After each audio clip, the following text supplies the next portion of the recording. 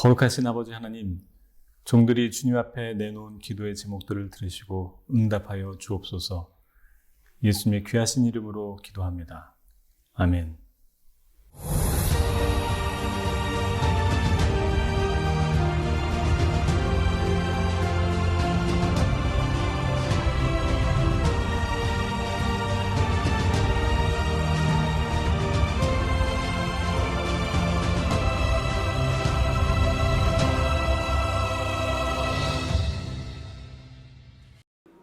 전국에 계신 횃불의 회원 목회자 여러분, 그리고 해외에 계신 선교사 사역자 여러분, 안녕하십니까?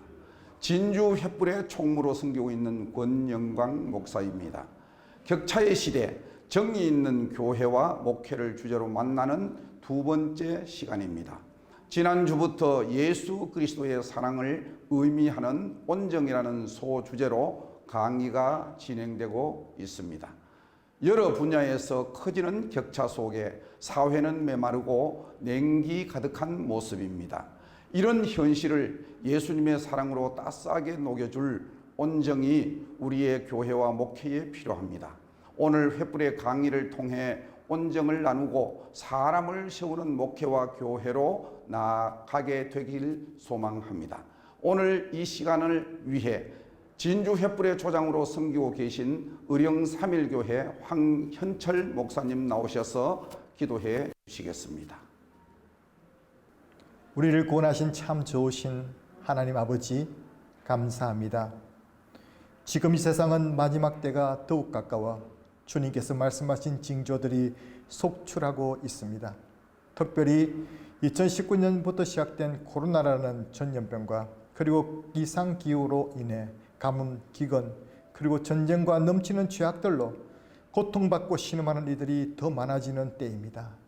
전염병으로 심지어 교회의 예배마저 제한되고 중단된 적이 있었지만 여전히 코로나가 극심하지만 우리에게 용기와 희망을 주시고 다시 일어설 수 있도록 은혜를 주셔서 감사드립니다. 그 소망과 기대를 가지고 이곳에서 하나님 나라의 회복과 부흥을 위해 몸부림치는 주의 종들이 모여 말씀을 듣게 하시니 감사합니다. 하나님 아버지, 한국교회와 한민족을 세계복음화의 도구로 사용하게 하심을 감사합니다. 140년 전 이 땅에 복음의 빛을 비추사 이 땅에 영적인 새벽이 오게 하신 하나님, 두 분의 국난 가운데서도 우리의 믿음의 선배들이 목나 불렀던 애국가의 가사처럼 하나님이 보호하사 우리나라 만세를 부를 수 있도록 하신 것에 감사를 드립니다. 전쟁의 잿더미 위에서 원조를 받아야만 살 수 있었던 나라의 형편에서 이제 세계 10대 경제대국으로 성장할 수 있는 은혜를, 기적을 베풀어 주신 것을 바로 하나님의 도우심과 한국교회와 성도들의 기도가 있었기 때문인 줄로 믿습니다. 그리고 이제 선교 한국의 세계 대대국을 이룰 수 있도록 은혜를 주신 것 감사드립니다. 그러나 하나님 아버지, 이 모든 것들이 위기 가운데 있습니다. 특별히 이 땅의 황마음을 보시옵소서. 그리고 우리를 긍휼히 여겨 주시옵소서. 세속화의 큰 물결과 이단 사이비가 난무하고 있으며 또한 많은 사람들이 미혹을 받고 있으며 그 해마다 코로나로 말미암아 다음 세대를 찾아보기 힘든 현실입니다. 코로나는 이를 더욱더 가속화시켰고 우리 주변에는 선교의 문이 닫혀지며 사역의 안개를 받고 낙심하며 포기하는 이들이 있습니다. 하나님 아버지, 언더우드 선교사님이 조선 땅에 도착하여서 드렸던 기도문의 서문처럼 오 주여, 오 주여, 지금은 아무것도 보이지 않습니다. 주여, 지금은 아무것도 보이지 않습니다. 그러나 우리가 다시 일어설 수 있는 것은 세상 끝날까지 우리를 떠나지 아니하시고 함께 하신다는 약속의 말씀이 있기 때문인 줄로 믿습니다. 하나님 아버지, 다시 한국교회가 일어서게 하소서. 바로 이 횃불에가 그 한국교회의 부흥에 다 사용되어지는 주님의 붙들리는 도구 되게 하옵소서. 하나님 아버지, 45년 전 1977년 서울 용산동 한남동에서 이영자 권사님의 가정에서 드려졌던 이 세계복음화와 한민족 복음화를 위한 가족 기도 모임이 그 작은 횃불이 오늘까지 환난과 어려운 가운데서도 꺼지지 아니하고 지속될 수 있도록 은혜를 주신 하나님께 감사를 드립니다. 비록 코로나로 대면 모임이 어려운 시기임에도 불구하고 온라인 영상으로 시공간을 초월해 횃불의 목회자 세미나를 활성화되게 하신 하나님께 감사를 드립니다. 한민족 복음화와 세계 선교를 위해 일하시는 횃불의 유승은 원장님, 그리고 사무국과 선교국 직원들과 전국 16개 지역 횃불을 축복하셔서 한국교회와 한인 디아스포라, 특별히 횃불의 2020년도 2학기에는 격차의 시대에 정이 흐르는 교회라는 주제로 변화에 뒤처진 교회와 성도들을 섬겨야 할 목회자들에게 은혜를 주신 것 감사드립니다. 예수님의 사랑으로 따뜻한 온정을, 십자가의 능력으로 일어서는 긍정을, 포기할 수 없는 본질을 향한 열정을, 공의와 정의를 충만한 공정을 회복하는 목회자와 교회가 되도록 2학기 기행할 수 있도록 하신 그 횃불의 강좌를 통해서 모두가 은혜 받게 하시고 일어서게 하여 주시옵소서.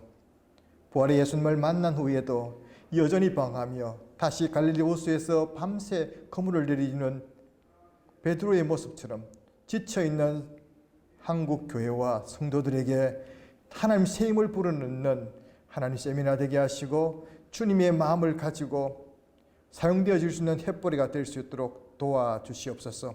오늘 강의를 맡으신 곽성현 목사님과 국명호 목사님의 강의를 통해서 한민족 디아스포라 교회들과 선교 현장에 주님의 뜨거운 사랑이 다시금 흘러가는 역사가 있게 하여 주시옵소서. 비록 전국에 오프라인 모임을 지금 모일 수 없는 한계가 있지만 이렇게 온라인 영상으로도 횃불 모임을 가질 수 있게 하셨사오니 더 많은 이 땅과 세계에 흩어진 한민족 디아스포라와 한국교회에 속한 목사님과 선교사님, 사모님들이 이 방송을 통해 이 어려운 시대를 견디고 이겨나가며 도전과 감동을 새 힘을 받을 수 있는 시간 되게 하옵소서. 이 코로나가 하루속히 물러가게 하시고 이 땅의 분열과 상처, 냉담과 무관심과의 항모함이 하나님의 은혜로 다시 회복되는 역사가 교회를 통해서 다시 일어나게 하여 주시옵소서. 구하며 기다리는 자들에게 항상 좋은 것으로 응답하시는 우리 주 예수님의 이름으로 기도합니다. 아멘. 오늘 첫 번째 강의를 해주실 분은 시대를 통찰하는 안목과 실행력으로 지역사회에서 큰 주목을 받으며 쓰임받는 차세대 목회자입니다. 거룩한 빛 광성교회를 섬기고 계신 곽성현 목사님 나오셔서 격차의 시대에 온정을 나누는 교회와 목회라는 제목으로 강의해 주실 때 큰 은혜 있으시길 바랍니다.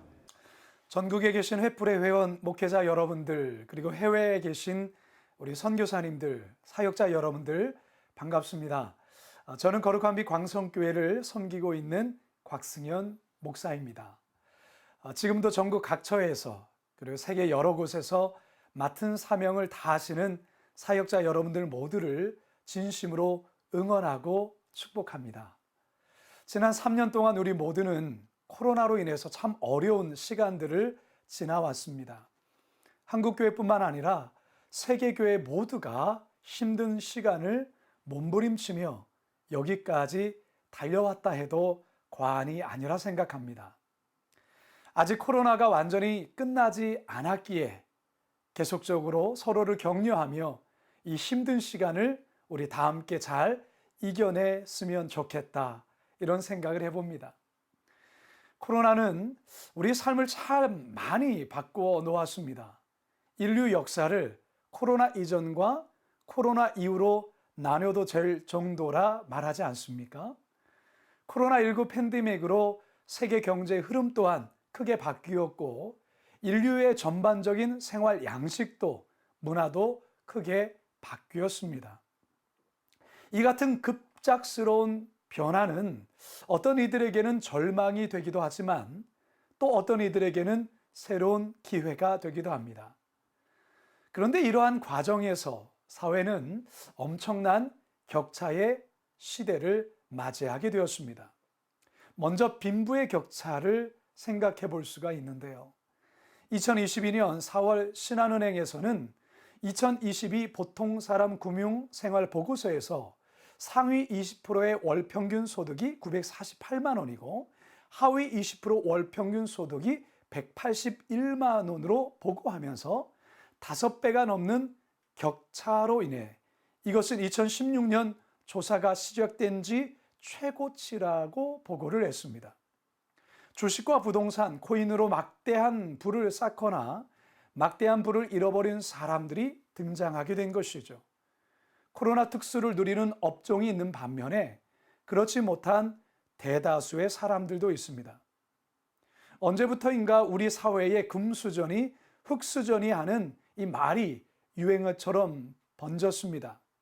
부모의 능력에 따라 자녀의 운명도 결정된다는 말로 금수저는 대를 이어 금수저이고 흑수저는 대를 이어 흑수저의 신세를 벗어나지 못할 확률이 점점 더 큰 사회로 나아가고 있다는 안타까운 사실입니다.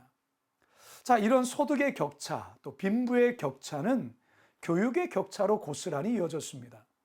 지난 7월에 류방난 한국교육개발원장은 교육복지 정책의 발전 방향이라는 기조 강연에서 코로나19 시기에 부유층이나 유리한 집단은 오히려 성적이 올랐지만 반대의 경우 성적이 더 많이 떨어졌다라고 하며 계층 간의 교육 양극화가 분명하게 드러나는 양상이라고 밝혔습니다. 자, 이것뿐만이겠습니까? 오늘날 세대 간의 격차, 이로 인한 갈등은 더욱더 심화되고 있습니다. 이처럼 다양한 격차들이 이 시대 가운데 존재하면서 더욱더 안타까운 격차는 이 기독교에 대한 신뢰의 격차라 할 수 있습니다. 다들 잘 아시겠지만 코로나19 팬데믹 기간 동안 기독교에 대한 부정적인 뉴스 기사가 그야말로 쏟아졌다라고 말할 수 있겠습니다. 그 때문인 줄 모르겠지만 충격적인 통계 결과가 참 가슴을 아프게 합니다. 코로나가 확산되기 전인 2020년 1월에 한국교회 신뢰도는 32%였습니다. 그런데 1년이 지난 2021년 1월 통계는 21%로 11%가 하락했습니다. 자, 그런데 개신교인과 비개신교인들을 나누어서 다시 설문을 조사했을 때 한국교회를 얼마나 신뢰하느냐는 질문에 개신교인 가운데 70%는 한국교회를 신뢰한다라고 했지만 비개신교인들은 단 9%만 신뢰한다는 충격적인 결과가 나온 것입니다. 사실 제가 어렸을 때만 해도 교회 행사를 보면 거의 마을 잔치 수준이었습니다. 추수감사절이나 성탄절은 말할 것도 없고 교회 문학의 밤이나 전도 집회에도 지역 주민들을 초대하면 별 거부감이 없이 초대에 응했었습니다. 물론 지금도 어떤 교회들은 지역 주민들과 이렇게 활발히 교류하기도 합니다만 여러 교회들이 주민들의 민원에 시달리기도 하고 심지어 교회 건물이 세워진다는 소문이라도 돌면 전쟁을 방불케 할 정도로 큰 어려움을 겪기도 합니다. 우리 한국교회가 이렇게 언제부터인가 사회로부터 외면받는 그런 곳으로 전락해버렸는지 참 가슴이 아픕니다. 한국교회 문제를 다시금 정확히 진단하고 뼈를 깎는 각고의 노력이 지금 이 시대 가운데 있어야 되지 않을까 생각을 해보는데요. 이 추락된 신뢰도, 부정적인 이미지를 개선할 수 있는 좋은 방안 중에 하나로 바로 온정을 나누는 교회와 목회에 있지 않을까 생각합니다.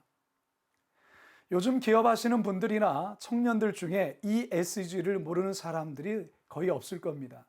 ESG는 전 세계적인 메가 트렌드입니다. ESG는 주요 기업 경영 전략의 핵심이자 기업에 취직하려는 청년들은 결코 몰라서는 안 되는 키워드입니다. 과장 조금 더 보태어서 동네 카페 또한 ESG를 무시하면 생존할 수 없을 정도입니다. ESG, 이 ESG라는 뜻은 Environment, Social, Governance라는 이 영어의 머리글자를 딴 단어로 기업 활동의 친환경, 즉 환경 문제, 그리고 사회적 책임 경영, 그리고 지배구조 개선 등 투명 경영을 고려해야 지속 가능 발전할 수 있다라는 철학을 담고 있습니다. ESG는 개별 기업을 넘어 자본시장과 국가의 성패를 가를 키워드로 부상하고 있다는 것이죠. 2021년 4월에는 산업통상자원부까지 나서서 2021년도를 ESG 경영 확산의 원년으로 만들겠다라고 선언까지 하였습니다. 이미 삼성, SK, 현대 대기업은 물론이고 크고 작은 기업들도 ESG를 경영 전략으로 내세우고 있습니다. 이런 흐름을 읽지 못한 기업 중 낭패를 봤던 기업들이 여럿 있습니다. 미스터 피자는 창업주의 갑질과 배임, 횡령으로 회사를 매각했고 남양 유업 또한 불가리스 과장 광고로 인해 주가 폭락과 불매 운동에 직격탄을 맞았습니다. 생산품의 자체의 문제라기보다는 사회가 요구하는 ESG 경영을 관가한 결과라 할 수가 있겠습니다. 자, 이와는 반대의 경우도 많습니다. 오뚜기라는 이 기업의 회장의 선행과 투명한 경영으로 2019년과 2020년 소비자들에게 가장 신뢰받는 기업 1위의 영광을 얻었습니다. 의류 브랜드 이 파타고나에 대한 이 젊은층의 높은 관심은 이 품질이나 이 디자인이 아닙니다. 재활용 원단을 사용해 환경을 보호하는 데 앞장서는 기업이기 때문에 여러 많은 젊은이들의 그와 같은 열광적인 호응과 반응이 있게 된 것이죠. 이제 ESG 경영은 신선한 혁신이 아닙니다. 기업의 생존을 위해 당연히 고려해야 될 상황이라는 것이죠. 여러분, 이것이 무엇을 뜻하겠습니까? 우리가 지금 살아가는 사회는 이윤을 추구하는 기업에게조차 사회적 책임을 묻는 시대라는 것입니다. 기업이 환경을 생각하지 않고 사회적 물의를 일으키며 경영과 재정이 투명하지 않으면 아무리 좋은 제품을 가진 기업이라도 소비자들에게 외면받게 된다는 시대라는 것이죠. 사람들은 기업에게도 대단히 높은 윤리적, 도덕적 잣대를 적용하는 시대입니다. 자, 하물며 교회는 어떠하겠습니까? 앞에서도 통계 자료를 통해 말씀드렸지만 비개신교인들은 개신교에 상당한 반감을 가지고 있습니다. 그들이 우리에게 가장 원하는 것은 윤리와 투명성이었습니다. 바꿔 말하자면 그들 눈에 비친 개신교인들은 윤리적이지 않다는 것입니다. 윤리적이지도 않고 투명하지도 않아 신뢰할 수 없다는 것이죠. 참 가슴이 아픕니다. 세상의 기업에게조차 윤리의 공공성을 요구하는 시대의 흐름을 읽지 못하고 너무 우리 교회와 교회 문화에만 너무 몰두하지 않았나 반성해 볼 필요가 있습니다. 사실 많은 교회가 보이는 곳과 보이지 않은 곳에서 봉사하며 사회를 섬기고 있습니다. 하지만 불신자들의 높은 기준을 충족시키기에는 조금 부족한 것 같습니다. 교회의 역사는 사회의 아픔을 보듬고 온정을 나누며 그리스도의 사랑을 실천한 역사였습니다. 다들 아시겠지만 이 초대교회가 그랬죠. 사도행전 2장 45절에서 47절의 말씀에 보면 또 재산과 소유를 팔아 각 사람의 필요를 따라 나눠주며 날마다 마음을 같이하며 성전에 모이기를 힘쓰고 집에서 떡을 떼며 기쁨과 순전한 마음으로 음식을 먹고 하나님을 찬미하며 또 온 백성에게 칭송을 받으니 주께서 구원받는 사람을 날마다 더하게 하시니라. 이렇게 기록하고 있죠. 초대교회는 소유를 팔아서 서로 공유하였을 뿐만 아니라 경제적으로 어려움에 처한 이웃들에게 기꺼이 나눔을 실천함으로 온 백성에게 칭찬을 받을 정도였습니다. 사도행전 9장에 보면 선행과 구제를 특별히 많이 한 다비다를 소개하는데요. 선행과 구제를 심히 많이 했다라는 이 표현을 사용할 만큼 다비다는 사회구원 사역에 열심을 내었던 자였습니다. 이처럼 초대교회 공동체는 특히 과부와 고아와 같은 사회적 약자를 돌아보는 온 마음과 또한 힘을 기울였다라는 것이죠. 사회적 책임을 다하는 초대교회의 모습이라 할 수 있습니다. 자, 그런데요, 이러한 모습이, 이러한 전통이 중세 교회로까지 고스란히 이어집니다. 중세교회 또한 사회 전반적으로 봉사를 해왔습니다. 물론 제도화된 자선 사업까지는 아니었지만 중세교회는 분명 사회에 큰 관심을 가졌습니다. 초기에는 주로 성도들 간에 서로를 돌아보았습니다. 신앙의 박해로 감옥에 갇힌 성도들과 그 가족들을 돌아보아 주었고, 고아와 가부를 교회가 주로 돌보았던 것이죠. 자, 그러다가 교황청이 로마 황제권을 능가하면서 중세의 봉건제도가 서서히 자리 잡기 시작하자 교회의 섬김도 점차 조직적인 구제 사업의 형태로 바뀌기 시작했습니다. 병원, 양로원, 고아원을 설립하며 사회를 섬겼던 것이죠. 종교개혁 시기 루터의 영향을 받아 교회 또한 병자와 임산부, 미망인, 고아들에게 큰 관심을 가졌습니다. 교회는 일시적인 구제에 그치지 않고 매주 구제금을 이들에게 지급하였습니다. 특히 고아들의 교육 문제에 특별한 관심을 가졌던 것이죠. 여러분, 초대 한국교회는 어땠을까요? 초기 한국교회. 다들 아시듯이 초기 한국교회 또한 이 개인 구원뿐만 아니라 이 사회적인 이 어려움, 사회 복지, 사회 구원에 대단히 힘을 기울였던 것을 우리는 다들 알고 있습니다. 우리나라에 들어오셨던 선교사님들은 사회적 약자들을 위해 큰 관심을 두며 복음을 전하셨죠. 우리나라의 다양한 복지시설은 선교사님들의 직접적인 영향이나 선교사들에게 영향을 받은 인사들이 주도적으로 세워나갔습니다. 자, 대표적으로 알렌 선교사님이 1885년에 세우신 광해원을 들 수가 있는데요. 1884년 갑신정병 때 고종과 명성황후의 인척이었던 민영익이 개화파 자객에게 피습을 당하자 큰 부상을 입고 중태에 빠지는데요. 한의학으로는 도무지 고칠 수가 없었습니다. 이때 알렌으로부터 서양 의술로 이 민영익이 살아나게 되죠. 이에 감복한 고종 임금님이 알렌에게 이 많은 선물을 주시는 가운데 이 병원을 세워주십니다. 추후 고종 임금은 새로운 이름인 제중원의 이름을 또한 내리시죠. 제중원으로 수많은 사람들이 몰려들었고 수많은 사람들이 목숨을 건졌습니다. 하지만 이 시설과 부지로는 몰려오는 환자들을 감당할 수 없게 되자 이런 상황을 미국에 전하며 도움을 요청합니다. 이 소식을 들은 클리랜드의 부호 세브란스가 거액의 기부금을 전달하는데요. 이로 인해서 숭례문 앞에 병원을 신축하여 1904년 완공하여서 이때 바꾼 병원의 이름이 세브란스 병원이었습니다.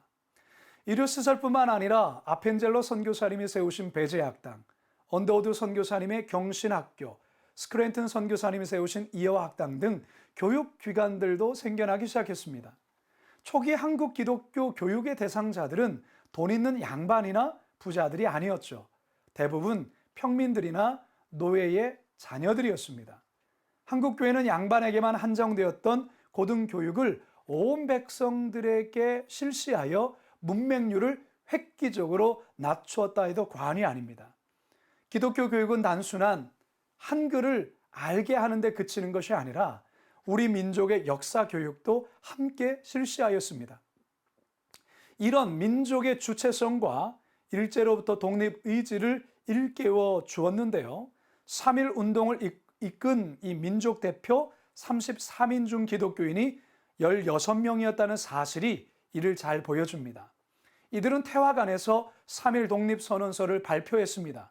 태화관은 추후 한국교회가 세운 대표적인 복지시설이 되지요. 추후 태화관은 태화복지재단이 되어서 아동보건사업, 공중위생사업, 목욕탕, 우유급식, 자모회, 운동부, 영어교육 등 다양하게 복지사업을 펼치는 공간으로 또한 기관으로 활용됩니다. 특히 여성 근로자와 맹인 등 소외계층을 위한 선교활동 등 활발하게 진행을 하게 되죠. 자, 이렇게 한국 기독교는 사회의 약자들을 돌보며 함께했습니다. 오히려 우리나라와 민족의 아픔을 보듬으며 함께 성장해왔고 우리나라의 교육과 의료 등 전반적인 사회복지시설의 기초를 놓았다 해도 결코 과장이 아닙니다. 교회로 인해서 수많은 사람들이 계몽되었고 교회는 수많은 사람들의 목숨을 살렸습니다. 한국 기독교뿐만 아니라 중세, 초대교회 또한 형태만 다를 뿐 기독교는 지난 2000년 동안 사회로 온정을 쏟아내며 달려왔습니다. 교회의 사명은 하나님의 말씀으로 영혼을 구하는 것도 맞지만 지역과 사회의 구석에서 신음하는 사람들의 이 육신과 삶을 개선하는 것도 하나님께서 주신 교회의 사명임을 알고 최선을 다했던 것이죠. 최근 한국 교회가 길을 잃었다고들 하지만 역사를 통해서 우리가 가야 할 길, 교회가 가야 할 길을 확인할 수 있다고 봅니다. 개인 구원과 사회 구원, 이 두 가지는 2000년이 넘는 교회의 역사에서 결코 분리되거나 사라지지 않았습니다. 농경사회나 메타버스 시대나 교회의 사명은 흐려지지 않았습니다. 기술 발전에 의해 여러 모양으로 특색 있는 교회 사역을 다양하게 할 수 있겠지만 교회는 여전히 개인 구원과 사회 구원을 놓은 적도 없고 놓아서도 안 된다라는 것입니다. 이 강의를 듣고 계신 우리 여러 목사님들 그리고 우리 선교사님들도 이미 충분히 또한 사회 구원을 위한 사역을 감당하고 있으리라 여겨집니다. 개인 구원과 사회 구원을 위한 사역과 사명을 붙잡고 끝까지 가다 보면 세상 사람들도 언젠가는 우리의 수고와 진심을 알아주며 또한 교회에 대한 이미지가 또한 변화되지 않을까 생각합니다. 설령 사람들이 알아주지 않는다 할지라도 우리 주님께서 기억하시고 알아주시리라 믿습니다. 자, 이쯤에서 저는 저희 거룩한 빛 광성교회의 사회구원 사역에 대해서 또 온정을 베푸는 사역에 대해서 좀 나누려고 합니다. 우리 거룩한 빛 광성교회는 1997년 1월 IMF 시절에 정성진 목사님께서 10가정과 함께 개척을 시작했습니다. 개척 이후에 한국교회 개혁 모델이 되자라는 이 목표를 세우고 많은 노력을 기울이셨습니다. 대표적으로 원로 목사제를 없애고 담임 목사와 시무장로의 정년을 65세로 제한하셨습니다. 시무장로 기간 또한 6년으로 이렇게 정해 놓으셨습니다. 담임 목사 또한 6년마다 재신임 투표를 진행하여서 과반수가 넘지 않으면 그해 11월에 사퇴하는 것으로 이렇게 또 저희 교회 내교회는 그렇게 기록되어져 있습니다.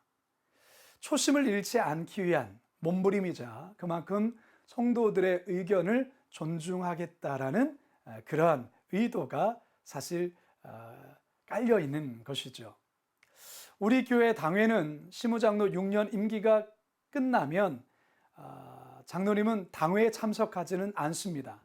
하지만 교회 곳곳에 봉사의 자리로 나아가셔서 사역장로라는 이름으로 다양한 사역들을 또 하시며 또한 섬기십니다. 주차봉사나 식당 주방 설거지나 교회 학교 교사나 성가대 1:1 제자 훈련 등 힘들고 어려운 봉사 자리에 우리 사역장로님들께서 묵묵히 섬겨주고 계십니다. 무엇보다 저희 교회는 지역에 있는 미자립교회, 개척교회 등과 함께 하는 사역들을 다양하게 진행하고 있습니다. 상하반기로 나누어서 약 20개에서 30개의 작은 교회에 우리 교회가 전도팀을 꾸려서 전도팀을 파송하는 일들을 13년째 지속해 오고 있습니다. 최근에는 작은 교회 교회 학교 살리기 운동 본부팀을 꾸려서 교회 학교 운영이 어려운 교회 2곳을 선정해 그곳에 교육 전도사와 교사들을 파송하는 사역을 했습니다. 작은 교회는 여러 이유로 신학생들이 잘 지원하지를 않습니다. 그래서 신학생을 우리 교회가 직접 채용을 하고 우리 교회가 선교사를 파송하는 형식으로 교육 전도사와 교사를 파송 지원하게 된 것이죠. 참 감사하게도 파송하고 6개월이 지금 지났는데요. 섬기는 작은 교회의 교육부서가 조금씩 부흥하고 살아나고 안정화되어 간다라는 이 기쁜 소식을 듣고 있습니다. 큰 교회들이 작은 교회들을 위해 이처럼 물질적인 것과 더불어서 사역자와 봉사자도 단기 선교사를 파송하듯이 파송한다면 여러 작은 교회들이 큰 힘을 얻지 않을까 그런 생각을 하게 됩니다. 지역의 작은 교회 외에도 장애인과 세터민들을 위한 사역들을 저희 교회가 다양하게 실시하고 있고요. 다문화 센터 운영이라든지 광성 평생 배움터 등을 통해서 지역사회와 사회적 약자를 위한 다양한 사역들을 실시하고 있습니다. 저희 교회에 들어오는 입구에는 하나의 조그마한 건물이 하나 있는데요. 천사 가게라는 건물입니다. 성도들에게 기증 물품을 받아서 저렴하게 판매를 합니다. 판매 수익금 전액은 이 어려운 이웃들을 위해서 사용되고 있습니다. 의료 혜택의 사각지대에 있는 차상위 계층이나 외국인 근로자들 그리고 세터민들에게 간단한 치료를 제공하는 쿵치유센터가 운영되고 있고요. 열악한 주택을 수리해주는 광성 헤비타트의 또한 사역 또한도 펼쳐지고 있습니다. 이런 모든 사역들은 저희 교회 3대 목표, 5대 비전에 따라 그리고 운영이 되는 것입니다.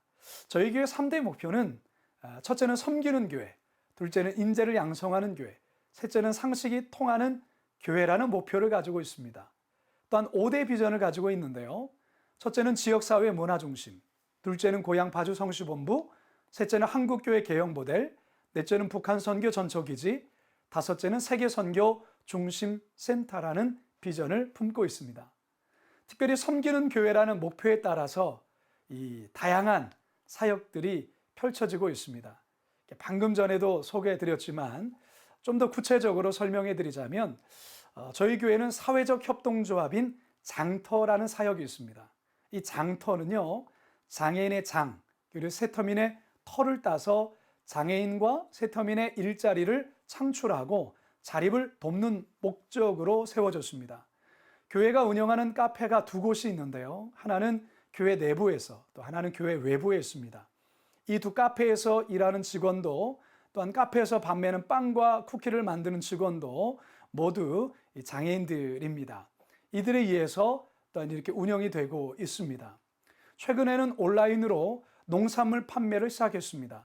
네이버 밴드로 생산자가 물품을 올리면 성도들은 저렴한 가격에 신선한 농산물을 구매할 수 있습니다.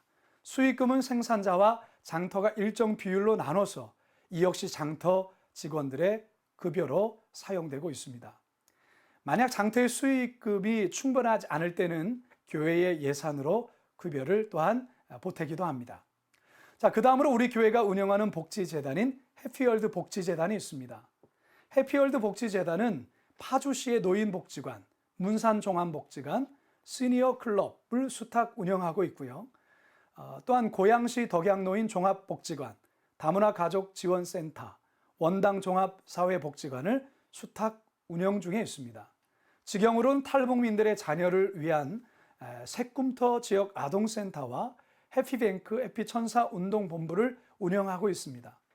이 해피천사는 고향 파주시에 거주하는 생계 위기에 처한 이웃을 대상으로 긴급 지원비 얼마를 제공하는 사역입니다. 해피뱅크는 해피천사와는 약간 성격이 다른데요. 해피뱅크는 금융권에서도 도움을 받을 수 없는 저신용자들을 위한 대출을 해주는 기관입니다. 또 어려운 상황에 있는 영세업자들의 창업 컨설팅을 돕는 기관이기도 합니다. 자, 지금까지 교회 외부 이웃을 위한 온정을 나누는 사역이었다면 좀 더 교회 내부에 있는 어려운 이웃, 어려운 성도들에게 온정을 나누는 사역에 대해서 좀 더 소개를 하겠습니다. 갑자기 경제적으로 벼랑 끝에 내몰리면서 끼니조차 해결할 수 없는 상황에 있는 성도들을 교회가 파악해서 기본적인 쌀과 밑반찬 그리고 생활 용품 등을 매월 제공하는 사역이 우리 교회는 진행이 되는데요. 이 사역을 가리켜 국률사역이라고 합니다. 이 국률사역이 사회선교위원 산하에 팀으로 꾸려져 있고 이 팀과 그리고 교구의 목사들이 서로 연계해서 참 교구에서의 이 갑작스러운 경제적인 큰 어려움 속에 있는 자들에게 끼니를 해결할 수 있는, 또 다급한 상황을 해결할 수 있는 기본적인 것을 제공하는 귀한 사역입니다. 특별히 더 소개해드리고 싶은 사역이 하나가 있는데요. 코로나 팬데믹 상황 속에서 우리 교회가 새롭게 시작하게 된 온정을 나누는 사역입니다. 소위 선한 사마리아인 프로젝트 플로잉데이라는 것인데요. 2020년 코로나가 온 세상을 뒤덮을 때에 많은 성도들과 그리고 이웃들이 힘겨워했습니다. 그래서 교회는 이 교회 절기 헌금을 교회 예산으로 쓰지 말고 이 전액 모두를 코로나로 힘겨운 이웃들, 또 환우들, 성도들, 그리고 작은 교회를 쓰자는 그런 의견이 모아졌습니다. 그래서 2020년 부활절을 시작으로 이 모여진 헌금 전액을 코로나 어려운 이웃들에게 흘려 보냈습니다. 그 당시 한국교회 봉사단에 약 3천만 원, 고양시청에 1천만 원과 만장의 마스크, 파주시에 1천만 원과 만장의 마스크를 기부하였습니다. 총 5천만 원을 외부로 흘려보냈고요. 또 5천만 원은 교회 성도들 중에 코로나로 어려운 이웃들을 위해 사용했습니다. 근데 이 코로나가 잦아들지 않고 여전히 지속되는 상황에서 가을을 맞이하게 되자 교회는 또 어려운 이웃들 향해 또 하나의 행사를 준비했는데요. 9월의 크리스마스라는 이름으로 사업장을 운영하는 성도와 일반 성도들 56명을 추천받아서 약 8,900여만 원을 또 흘려보내기도 했습니다.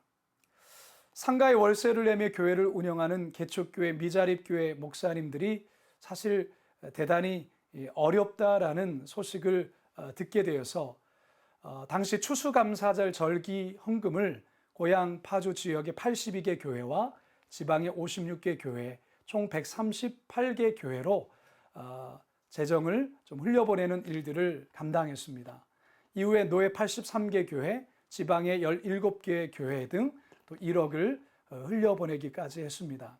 이렇게 코로나 1년을 보냈습니다.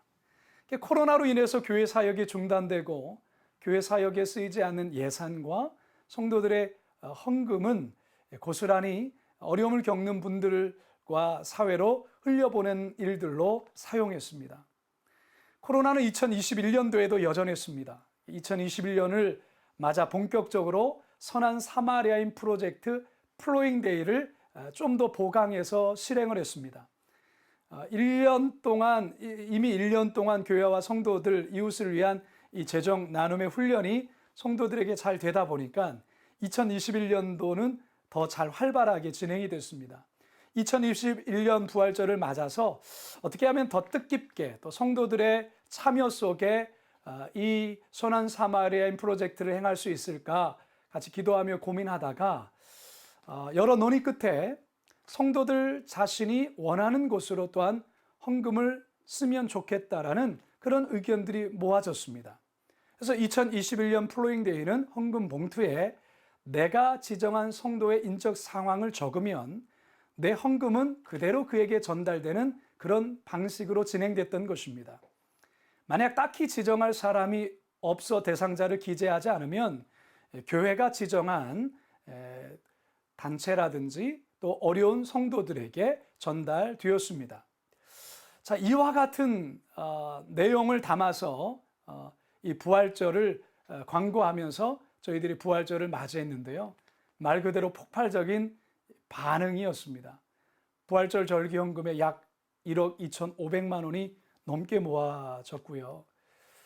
원래 코로나 이전과 비교해 볼 때 사실은 저희 교회 부활절 헌금이 1억이 안 되었는데 오히려 코로나 상황 속에서 이보다 더 넘치는 이런 일들이 일어나게 된 것입니다. 아마도 성도들은 자신의 헌금이 투명하게 또 자기가 사정을 잘 아는 사람에게 흘러간다고 생각하니 기꺼이 헌금에 동참하지 않았나 이런 나름의 생각도 해봅니다.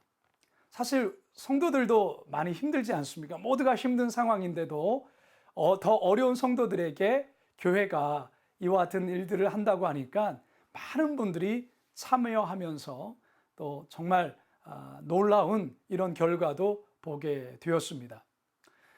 2021년 부활절원금은 성도가 지정한 129명과 교회가 지정한 54명, 그 외 교회 예산을 더해서 고양시에 1천만 원, 파주시에도 1천만 원의 헌금을 이웃과 사회로 흘려 보냈던 것입니다. 그리고 이제 2021년 추수감사절 때는요, 부활절보다 약 4천만 원이 더 모여지는 1억 6,300만 원이 넘는 헌금이 모여져서 303명, 총 303명 대상자, 103가정, 또 26개의 교회, 또 여러 곳에 귀하게 이 재정을 흘려보내는 큰 은혜가 있었습니다. 자, 코로나로 인해서 이렇게 교회에 모일 수 없는 이런 상황에서도 이웃을 돕고 어려운 사람들을 돕는 이 일에 참 성도들이 너무나도 적극적으로 참여하는 일에 참 놀라지 않을 수가 없었습니다. 자, 그러면서 2022년을 저희들이 이제 맞이하게 됐는데요. 2022년도에도 당연히 선한 사마리안 프로젝트 플로잉 데이가 진행이 되었습니다. 2022년 이때도 같은 방식으로 진행을 했습니다. 다만 2022년도는 성도를 포함하여 이 한부모 가정, 장애인, 다문화 가정, 노인, 노숙인, 청년, 강원도 산불 피해, 기독교 환경센터, 우크라이나 난민, 선교 지역까지 범위를 확장 지정해서 성도들이 또한 본인들이 마음에 가는 곳에 또 이렇게 흘려보낼 수 있도록 또 저희들이 좀 더 구체적으로 준비를 했습니다.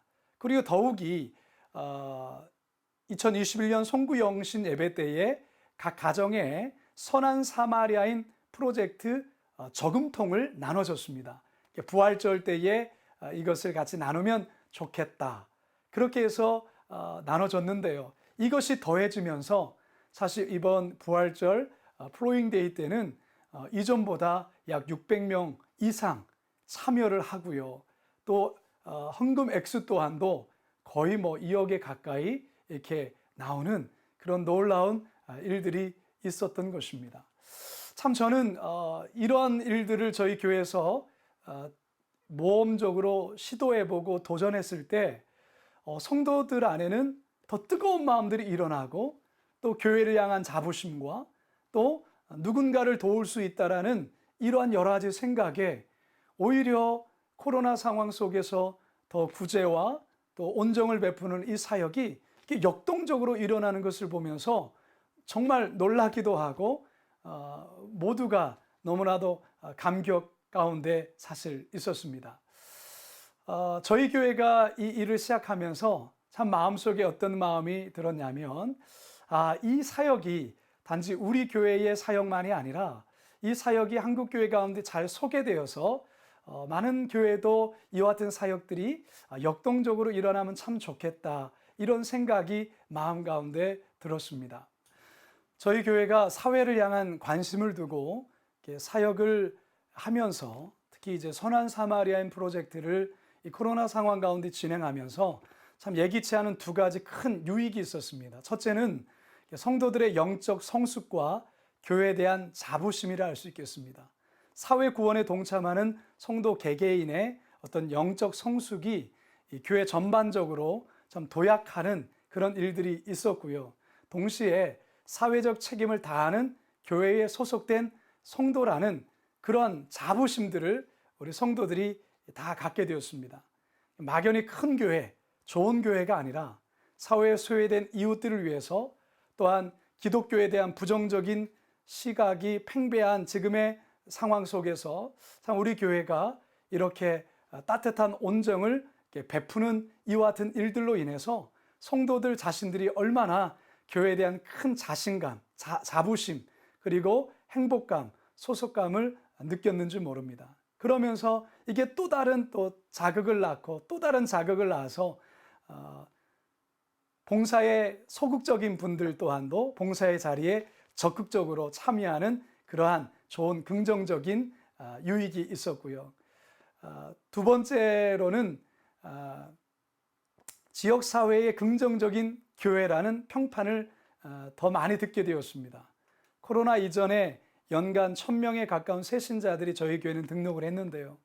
새신자 만나면 늘 물어보는 게 어떻게 우리 교회 오셨습니까? 라면 다양한 대답 중에서 상당수가 주변에서 좋은 일을 많이 하는 좋은 교회라는 소문을 듣고 왔습니다. 이렇게 이야기하시는 분들이 많았습니다. 근데 이 코로나 상황 속에서도 코로나 이후에도 마찬가지입니다. 이분들이 저희 교회를 오시게 된 많은 이유 중에 하나가 우리 교회가 좋은 일을 많이 하는 교회의 소문을 듣고 왔다라는 것입니다. 교회가 재정적으로 넉넉할 때도 넉넉하지 못할 때도 지역사회를 위한 온정을 베풀다 보니까 자연스럽게 지역사회로부터 이런 긍정적인 평판을 얻게 된 것이 아닌가 그런 생각을 해보게 됩니다. 이제 저는 강의를 마무리하려고 하는데요. 사회보장제도는 수많은 이의 생명줄이라고 할 수 있겠습니다. 하지만 그과의 도움만으로는 인간다운 삶을 영위하는 데 분명한 한계가 있습니다. 여전히 복지 사각지대에 신음하는 이웃들이 있죠. 국가의 손이 닿지 않은 곳에 교회의 온기가 흘러간다면 복음은 그 온기를 타서 곳곳으로 퍼져나갈 것이라 확신합니다. 한국교회 신뢰도는 초대교회와 비교할 수 없을 정도의 격차가 있습니다.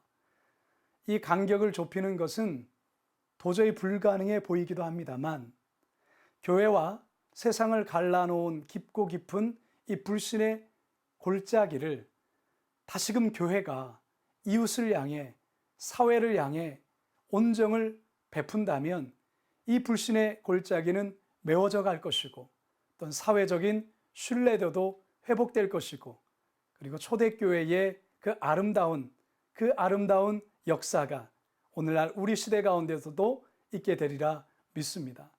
저와 여러분이 여기에 주인공이 되시면 좋겠습니다. 여러분 여기까지 강의 들어주셔서 감사합니다. 기도하시겠습니다. 참 좋으신 하나님 아버지, 격차의 시대, 온정을 나누는 교회, 목회라는 귀한 강의를 함께 나누었습니다. 교회를 향해 불신의 시선을 보내는 지금의 이 안타까운 상황에서 다시금 한국교회가 온정을 나눔으로 온정을 나누는 교회로 온정을 나누는 목회를 통하여 다시금 불신의 골짜기를 메꾸고 신뢰를 회복하며 초대교회의 그 역동적인 역사를 다시금 한국교회가 이루어낼 수 있도록 도와주시옵소서. 여기에 횃불에 해당되시는 모든 목사님들, 선교사님들이 그 주인공이 되게 하여 주옵소서. 감사드리오며 예수님의 이름으로 기도드리옵나이다. 아멘. 귀한 강의에 감사드립니다. 지금부터 잠시 쉬는 시간을 갖도록 하겠습니다. 쉬시는 중에는 디아스포라 세계 선교 대회의 찬양 영상을 보내드립니다. 은혜 넘치는 시간 되시길 바랍니다. 주님 예비하신 나의 본향집에 나를 부르실 그날에는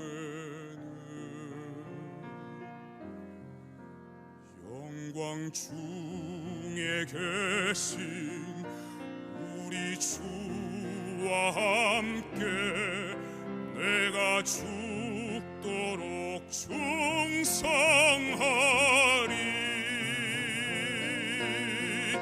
최후 승리를 얻기까지 주의 십자가 사랑하리.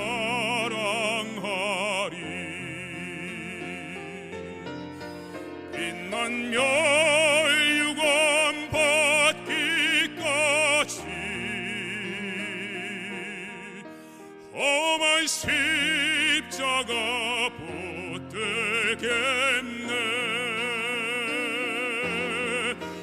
빛난 멸류관 받기까지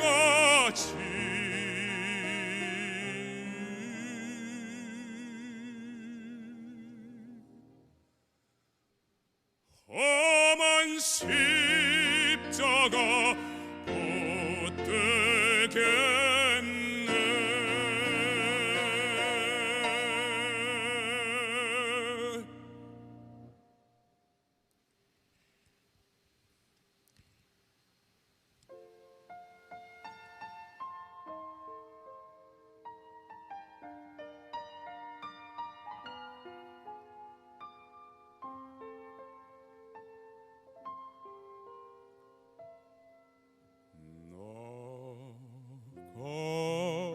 같은 죄인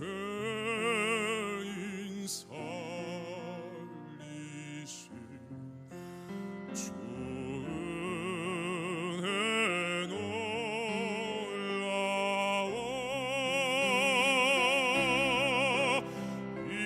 잃었던 생명 찾았고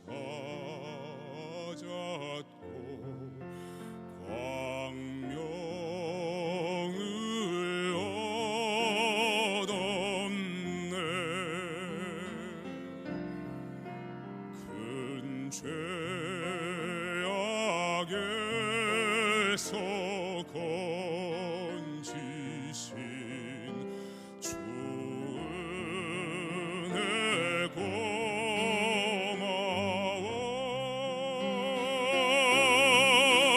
나 처음 믿은 그 시간 귀하고 귀하다. 이제껏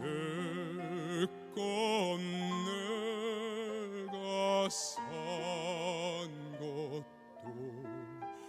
주님의 은혜라. 또 나를 장차 온 양에 인도해 주시리.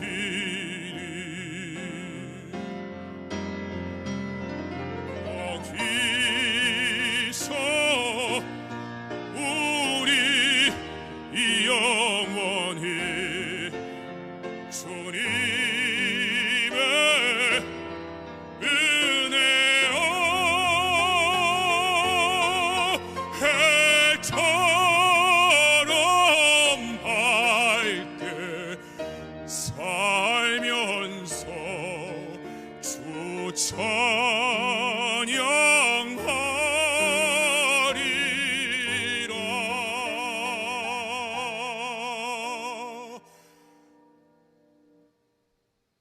주 찬양하리라.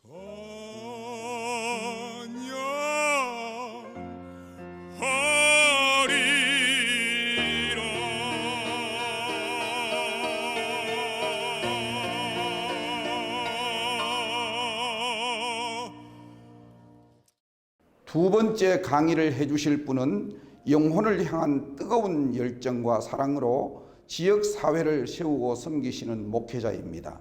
침례교단의 국내외 선교를 맡아 사역하며 여의도 침례교회의 2대 담임으로 섬기시는 국명호 목사님 나오셔서 격차의 시대 사람을 세우는 온정의 목회라는 제목으로 강의해 주실 때 귀한 시간 되시길 바랍니다. 전국에 계신 횃불 목회자 여러분, 해외에 계신 선교사와 사역자 여러분, 안녕하십니까? 저는 여의도 침례교회를 섬기고 있는 국명호 목사입니다. 정호승 시인의 풀잎에도 상처가 있다는 시처럼 풀잎에도 상처가 있는데 하물며 상처가 없는 사람이 누가 있겠습니까? 트라우마가 헬라어의 상처라는 뜻으로 사람이라면 누구나 다 아픈 상처를 가지고 있습니다. 간혹 우리가 아파서 병원에 갔는데 옛날에 다친 상처를 잘 치료하지 않아서 문제가 생기는 경우가 있습니다. 우리의 마음도 마찬가지입니다. 과거의 상처가 해결되지 않아서 지금도 우리 마음이 아프다면 이것은 더 이상 과거의 문제가 아닌 지금 현재의 문제라는 것입니다.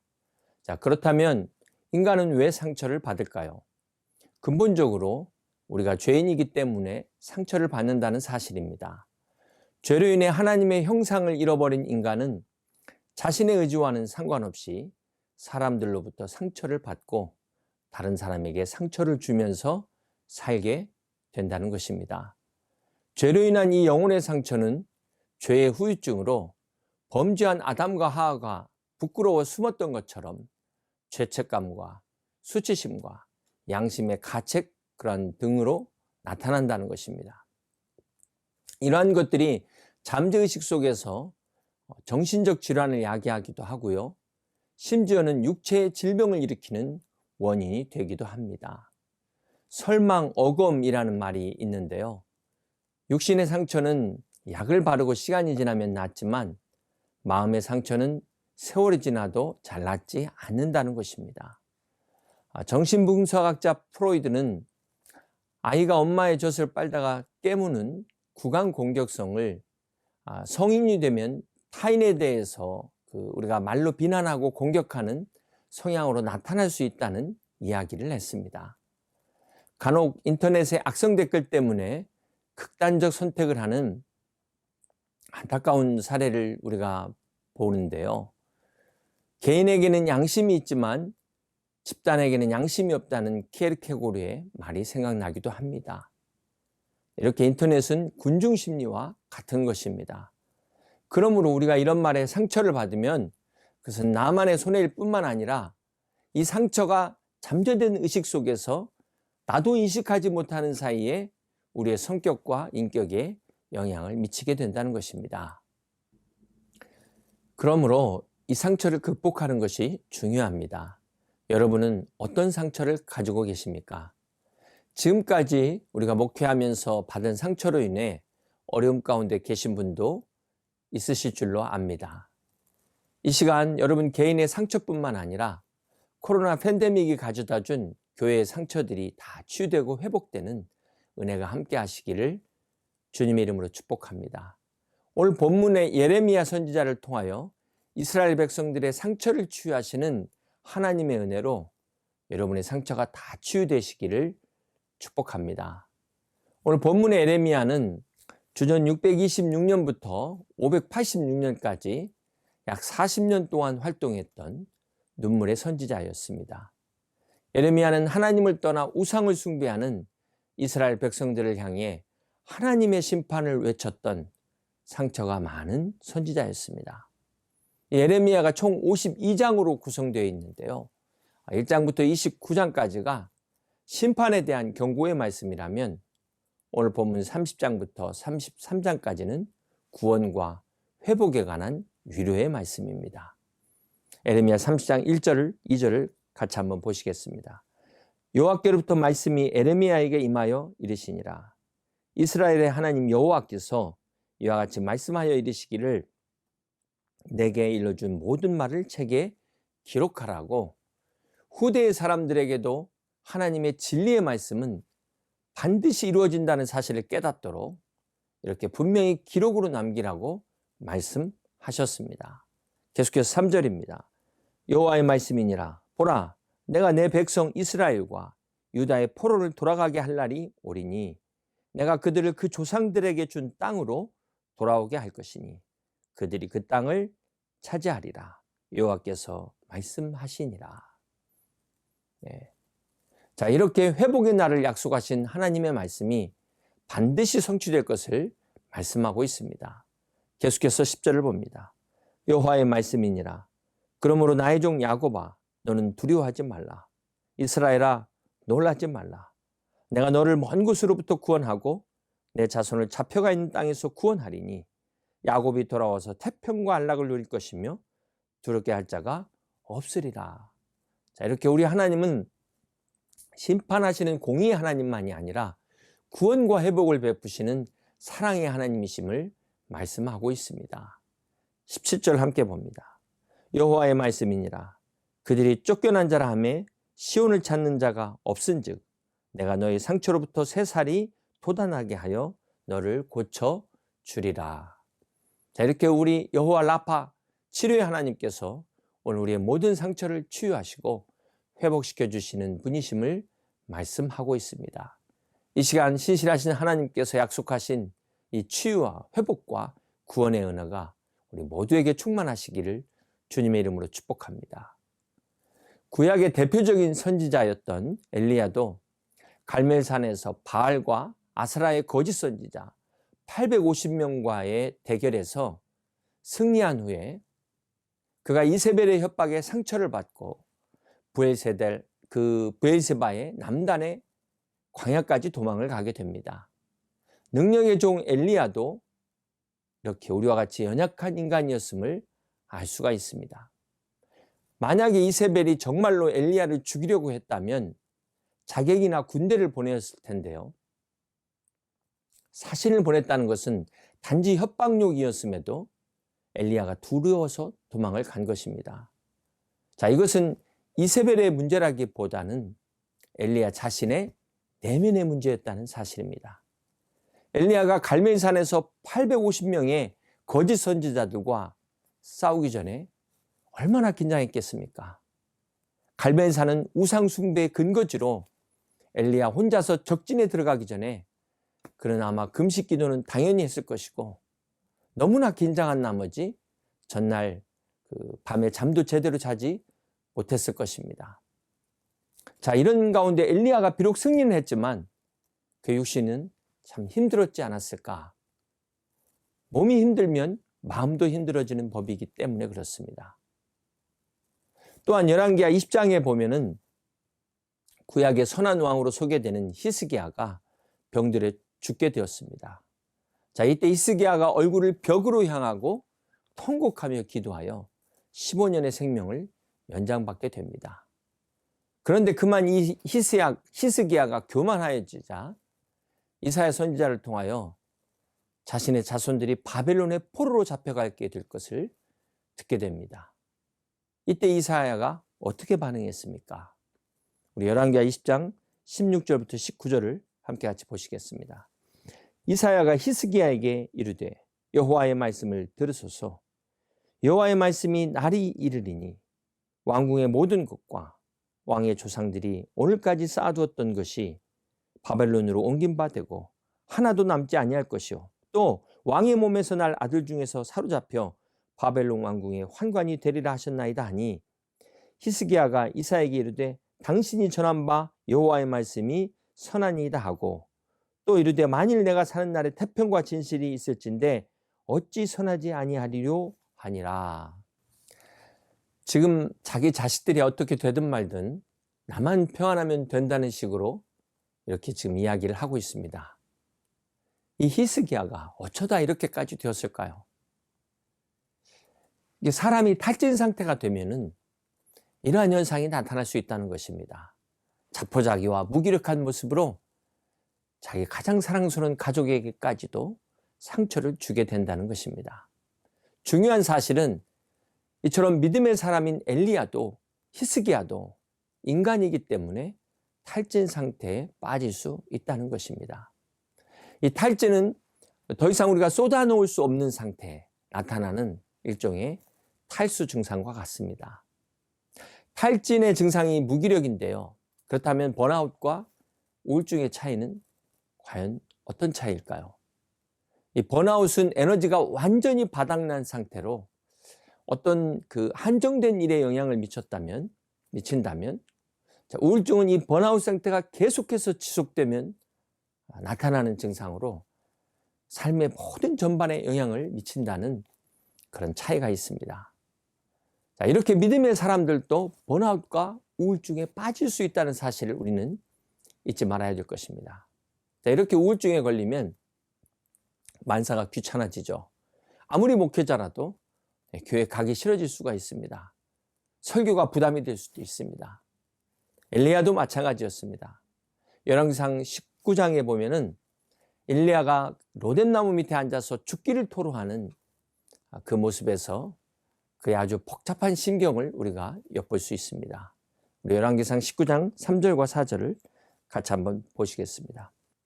그가 이 형편을 보고 일어나 자기의 생명을 위해 도망하여 유다에 속한 브엘세바에 이르러 자기 사환을 그곳에 머물게 하고 자기 자신은 광야로 들어가 하룻길쯤 가서 한 로뎀나무 아래에 앉아서 자기가 죽기를 원하여 이르되 여호와여 넉넉하오니 지금 내 생명을 거두시옵소서. 나는 내 조상들보다 낫지 못하니이다. 자, 여기에서 우리는 지금 엘리야의 심정에 두려움과 절망감과 자책감 등 여러 가지 감정이 한꺼번에 몰려오고 있다는 것을 볼 수 있습니다. 자, 이 자체가 바로 엘리야에게도 번아웃이 왔다는 증거입니다. 대부분 이 경우에 지금 엘리야가 조상들과 비교한 것처럼 우리도 다른 사람들과 자신을 비교하게 된다는 것입니다. 바둑에서 복귀할 때 하수는 잘 둔 수를 기억하고 고수는 잘못 둔 수를 기억한다고 하는데요. 우리 인생도 마찬가지죠. 우리 인생의 고수가 되려면 자신의 부족함을 복귀해야 합니다.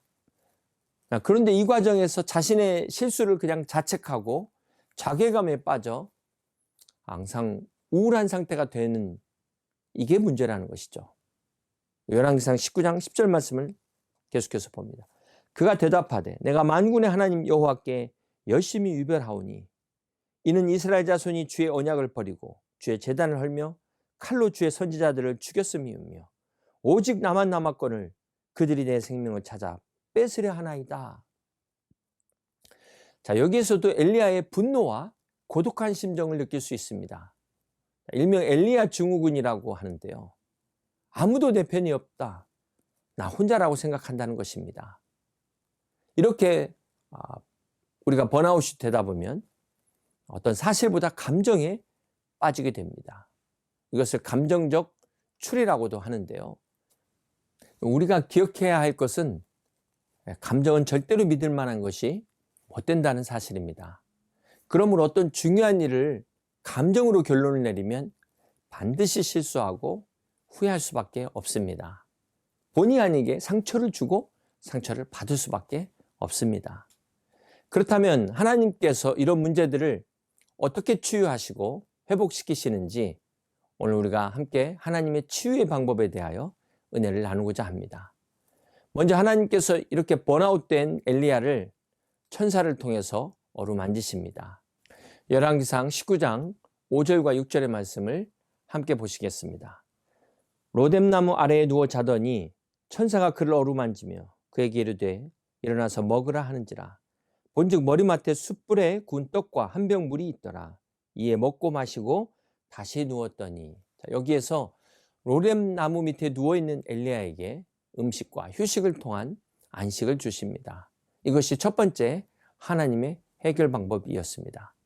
자, 여기서 로뎀나무는 쌀이나무가로 주로 언제 사용하냐면 빗자루를 만들 때 사용하는 나무가 로뎀나무입니다. 그러니까 우리가 생각하는 그 그늘을 만들기에는 어려운 나무라는 것이죠. 이스라엘에서 이 로뎀나무는 광야 같은 인생에서 더 이상 떨어질 수 없는 나락을 상징한다고 합니다. 자, 그렇기 때문에 이 로뎀나무는 엘리야의 비참함을 상징하는 것으로 결코 위로가 될 수 없다는 것입니다. 또 한 가지는 하나님은 우리 주변의 천사들을 통해서 우리를 위로하신다는 것입니다. 그런데 이 천사가 우리 가족일 수도 있고요. 성도일 수도 있습니다. 더 나아가서는 오늘 우리가 다른 사람들의 천사가 될 수도 있다는 사실입니다. 이처럼 하나님께서 엘리야를 먼저 육신적으로 회복시키시는 과정을 통해서 우리는 무엇보다도 이 안식의 중요성을 깨달아야 합니다. 우리 하나님께서 태초에 천지를 창조하실 때 6일 동안 일하시고 7일을 쉬신 것은 바로 하나님의 창조의 법칙입니다. 그러므로 우리가 이 창조의 법칙을 무시하면 반드시 경고등이 들어오게 된다는 것입니다. 과도한 스트레스를 무시하면 결국은 그게 번아웃이 되는 것이고요. 그런데도 계속 무시하게 되면 결국은 우울증 증상이 나타나게 된다는 사실입니다. 만약에 여러분에게도 이 번아웃이나 우울증 증상이 나타났다면 제일 먼저 육신적인 건강의 필요를 잘 돌보셔야 합니다. 악한 사단은 하나님의 안식을 회방하는 자입니다. 이 마귀는 번아웃된 사람들에게 오히려 성령 충만하지 않아서 그렇다는 것입니다. 네가 기도하지 않았기 때문이라는 거 정죄한다는 것입니다. 그래서 쉬어야 될 사람을 더 쉬지 못하게 계속해서 일하게 만들어서 결국 완전히 무너뜨리는 것이 바로 마귀의 계략입니다. 그러므로 사랑하는 목회자 여러분, 우리는 이 마귀의 악한 계략에 속지 말아야 하는 것입니다. 우리 목회자들이 현실적으로 안식년을 갖는다는 것이 참 쉽지 않습니다. 우리 성도들이 어려운데 목회자들이 안식년을 갖는다, 마치 노는 것으로 생각하기가 쉽습니다. 그러다 보니까 이래저래 눈치만 보다가 타이밍을 놓치고 회복하지 못하는 경우도 있습니다. 그래서 요즘은 보니까 이 연구월이라는 이름으로 1년에 한 두세 달 이렇게 쉬는 목회자들이 늘고 있는 것 같습니다. 자, 어떻게 해서든 우리 목회자들은 잘 쉬는 것이 바로 목회를 위한 것이고 우리 교회를 위한 것, 성도를 위한 것임을 잊지 말아야 될 것입니다. 창조적 사고의 선구적 학자인 영국의 사회심리학자죠. 그램 윌러스는 창의적 아이디어가 결코 한순간에 나오지 않는다고 이야기를 했습니다. 그러면서 창의성을 위해서 중요한 것이 바로 타임 오프. 바로 우리가 이 잘 쉬는 것, 이 중요성을 이야기했습니다. 창의적인 아이디어는 피곤한 상태에서 떠오르지 않기 때문입니다. 그래서 우리가 이 잘 쉰다는 게 아무것도 안 하는 것이 아니라 뭔가 새로운 일을 하는 것이죠. 좋은 쉼이라는 것은 지금 하는 일과 거리를 두는 것입니다. 거리두기 하는 것입니다. 성공하는 사람들의 7가지 습관의 저자인 스티븐 코비 박사는 그가 세계 손꼽히는 CEO들을 만났을 때 이런 질문을 했다고 합니다. 가장 당신에게 있어서 어려운 일이 무엇이었습니까? 그랬을 때 그들이 공통적으로 하는 대답이 한결같이 통제를 포기하는 것이 가장 어려웠다고 합니다. 여러분도 혹 내가 없으면 안 된다고 생각하십니까? 자, 그런 사람들에게 바로 휴식이 필요합니다. 이 휴식이라는 것이 내 통제를 내려놓는 것입니다. 우리 신앙도 마찬가지죠. 하나님 앞에 내려놓는 훈련이 필요합니다. 우리 성도들만 그런 것이 아니라 우리 목회자들도 매 주일마다 하나님께 예배드리는 것이 바로 내려놓는 시간입니다. 그러므로 우리가 온전한 예배가 되도록 우리가 주일마다 이 영적인 안식을 위해서 힘써야 되지만 그러기 위해서 우리가 하나님 앞에 날마다 내려놓는 연습이 필요하다는 것입니다. 특별히 우리 목회자들이 주님의 일을 한다고 이 육신을 피곤하게 하는 것, 너무 무리하는 것은 결과적으로 번아웃이 될 수 있다는 사실을 우리가 잊지 마시고 육신의 건강도 잘 챙기시는 이 또한 거룩한 일임을 잊지 말아야 될 것입니다. 자, 또 한 가지 기억해야 될 것은 열왕기상 19장 8절인데요. 이에 일어나 먹고 마시고 그 음식물의 힘을 의지하여 40주 40야를 가서 하나님의 산 호렙에 이르니라. 자, 이 말씀에서 보면은 엘리야가 40일을 매일같이 주야로 걸었다는 것입니다. 우울증 치료에는 햇빛을 받으면서 걷는 운동이 좋다는 게 이미 의학적으로도 증명된 사실입니다. 자, 그렇기 때문에 힘들수록 방 안에만 누워있지 말고 그럴수록 밖으로 나와서 걸어야 됩니다. 운동이 회복의 가장 좋은 방법이라는 것을 알아야 된다는 것이죠. 우리 목회도 단거리가 아니라 장거리이기 때문에 우리가 이 영성 관리와 함께 체력 관리도 아주 중요한 목회의 필수 사항임을 우리가 기억해야 될 것입니다. 자, 이어서 하나님께서 엘리야를 어떻게 회복시키셨습니까? 열왕기상 19장 11절과 12절 말씀 보시겠습니다.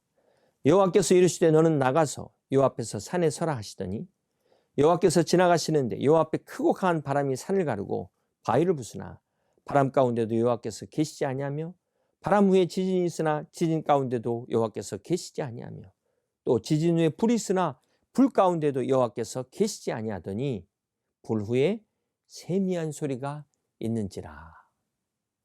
자, 하나님께서 이 사건을 통해서 엘리야가 번아웃된 근본적인 이유를 말씀해 주시고 있다는 것입니다. 일반적으로 크고 강한 바람, 또 지진, 불 같은 것은 하나님의 임재를 상징하는 것입니다. 그런데 그 가운데 계시지 않았다는 것, 자, 이것이 주는 교훈이 무엇일까요?